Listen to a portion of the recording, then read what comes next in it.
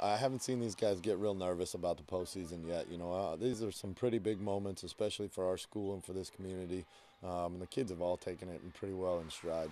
They just come out and they prepare in practices and they come out and try to execute the game plan we put out there for them. And yeah, I don't know what it is about them, but they just don't seem fazed by a lot of this attention yet. The Mustangs' unflappable nature gets put to the most stringent of tests on Friday, both with a first ever stand on the biggest stage in Illinois high school basketball and an opponent in Mooseheart that is equally outsized, with its trio of Sudanese transfers who stand 7'1", 6'9", and 6'7" across the front line.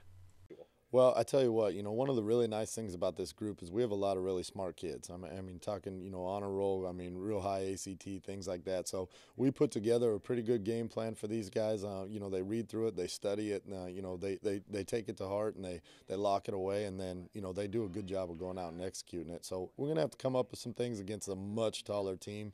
But these guys will do what we ask them to do. Our guys do a good job of just accepting the challenge, So I know that we've already talked about it. I know there's a lot of people that automatically get on the websites and start looking up stuff about these guys. And so our boys know, the challenge ahead of them.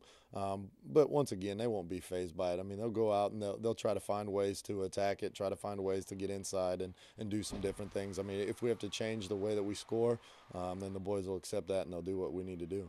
For you, though, the challenge is a little different, too, because you haven't had to scheme against a seven-footer before. No, not at all. And actually, a big part of our run to this point has been the fact that we've had an advantage inside with our big man, and so, maybe that changes a little bit in this game, but I think as well, our outside guys will step up and they'll take on that scoring role. They'll kind of take that pressure off Elaine's back and be able to do what they need to do from the outside as well.